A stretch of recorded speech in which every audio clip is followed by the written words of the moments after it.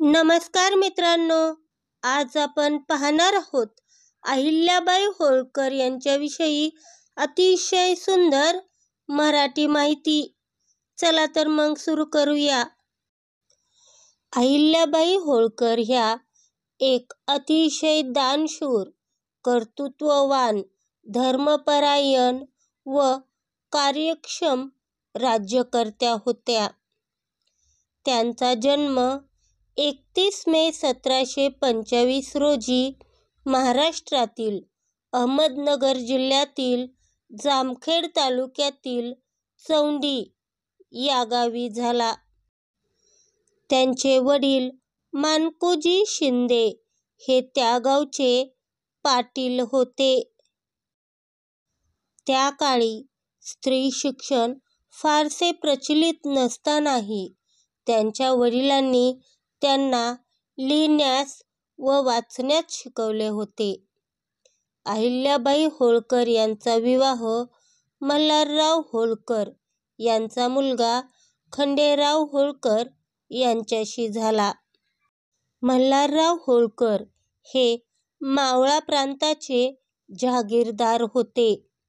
अहिल्याबाई होळकर यांचे पती खंडेराव होळकर इसवी सन 1754 मध्ये कान्हेरच्या लढाईत धारातीर्थी पडले. त्यांच्या मृत्यूनंतर अहिल्याबाई होळकर यांचे सासरे मल्हारराव होळकर यांनी अहिल्याबाईंना सती जाऊ दिले नाही. त्यानंतर मल्हारराव होळकर यांचा 12 वर्षांनंतर म्हणजेच 20 मे 1766 रोजी अलमपूर येथे एका मोहिमेवर असताना मृत्यू झाला. सासरे मल्हारराव होळकर यांच्या मृत्यूनंतर मराठा साम्राज्याच्या मावळा प्रांताचा कारभार हा अहिल्याबाई होळकर या बघू लागल्या.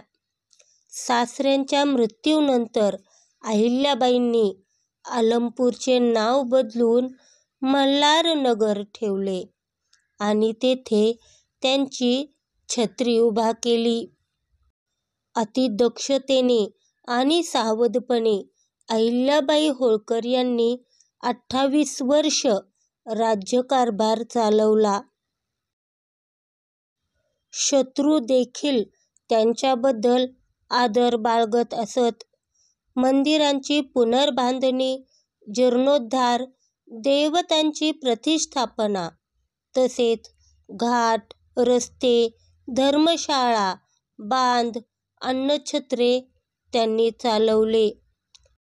या लोकोपयोगी कामामुळे संपूर्ण भारतभर अहिल्याबाई होळकर यांचे नाव अजरामर झाले आहे. अहिल्याबाई होळकर या आचरणाने अत्यंत पवित्र व स्वभावाने अत्यंत स्वाभिमानी होत्या. धर्मकारणात सर्वस्वदानी होत्या. अहिल्याबाई होळकर या उचित न्यायदानासाठी प्रसिद्ध होत्या. त्या स्त्रियांमधील उत्तम राज्यकर्त्या होत्या. त्यांनी आपल्या असामान्य कर्तृत्वाने सर्वसामान्य रयतेची मने जिंकली. 13 ऑगस्ट 1975 रोजी अहिल्याबाई होळकर यांचे निधन झाले.